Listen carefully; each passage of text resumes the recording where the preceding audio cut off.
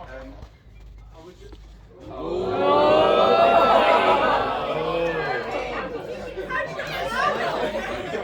You haven't got the signal there. Yes, literally what I would just like to spread the thanks from Pippa and me to everyone else who might not have been mentioned who's helped to make today a great day. And it's our families, that's Karen Ali and it's Hannah and Ollie as well. We've been baling hay out of this field. The weather didn't turn very nice till 10 days ago. And when Bruce came to measure up for this marquee, the grass was 4 foot high and he says, I've got to take some levels here somewhere. And he managed to do that and then put the field in, so we're not here. But thank you to Bruce and the Good Intense team. A2Z, thank you to them for the catering. Juniper will be here all evening with the bar, the band yet to come, but thank you to all of those too. So thanks everybody else.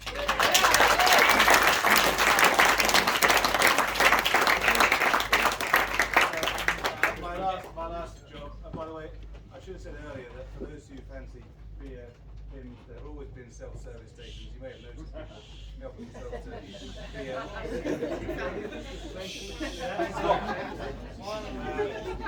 Beer this side of this bins, and when we all break from here, there will be a bar before the band gets set up for music and dancing later. So please do feel free to help yourselves if you didn't realise that was always available to do that. And so my last job is to introduce to you my friend John. Hey! The best man Patrick can find for the job. Right, well, so here we go again. A bit self-indulgent. I've listened to about an hour and a half worth of Patrick's voice now. To all those who Mr. and Mrs. McLeish, didn't like enough to attend the first wedding welcome. Comfortably, this sits, I'd say, inside my top 2 weddings of 48.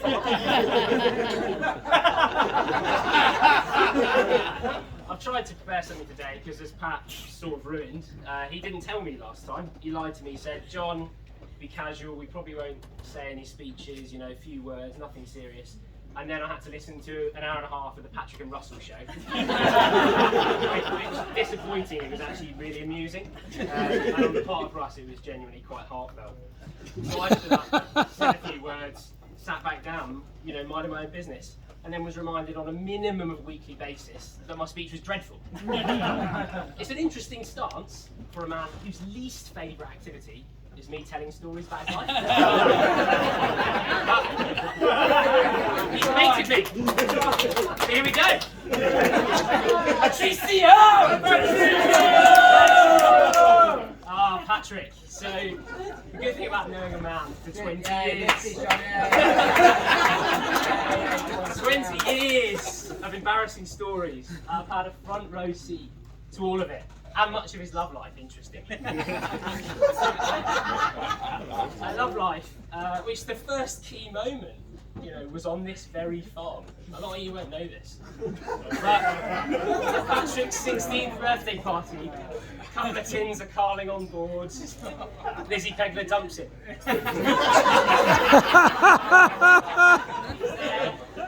Blubbering away in his I love her, mate! And then he vomited in a bush. I was proud. Don't pity him, people, don't pity him. Because he really toughened up after that. Really toughened up. Never the victim again, actually. A few flings here and there, the odd ski trip breakup. But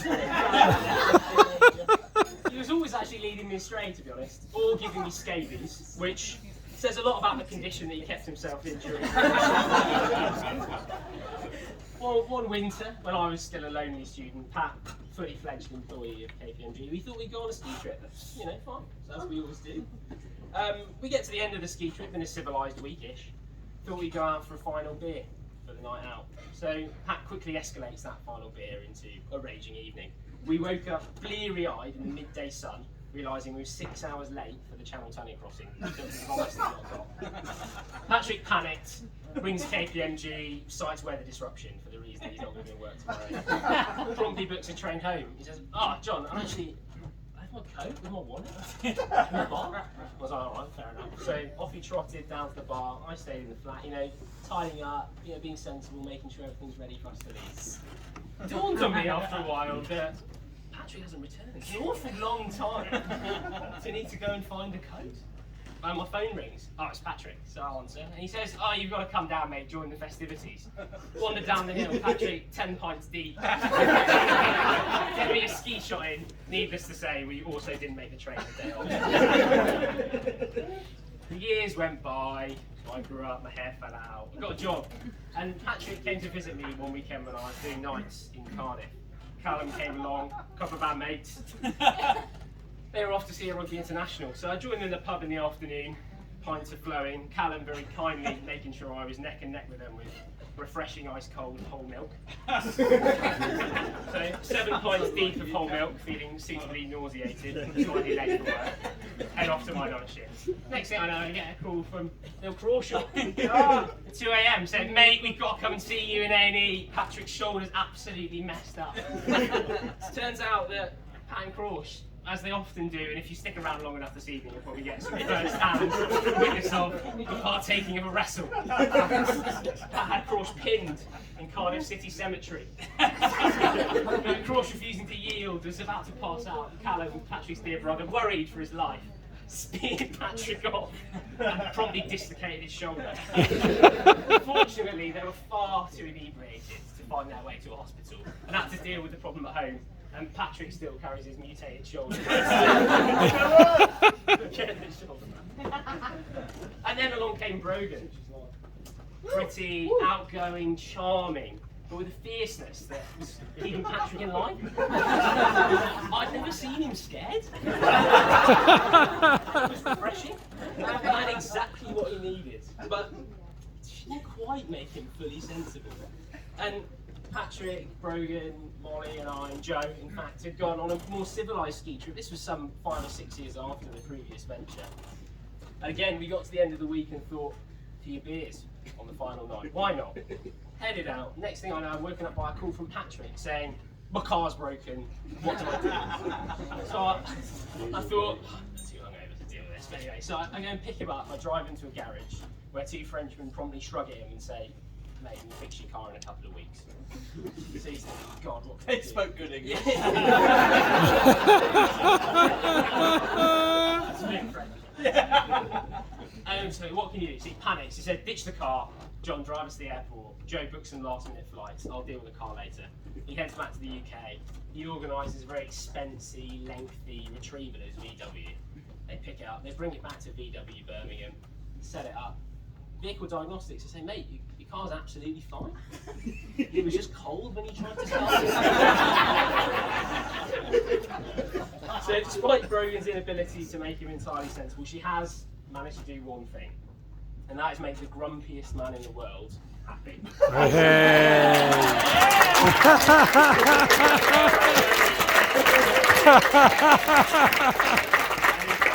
His emotional hiatus from his 16th birthday was recently broken. And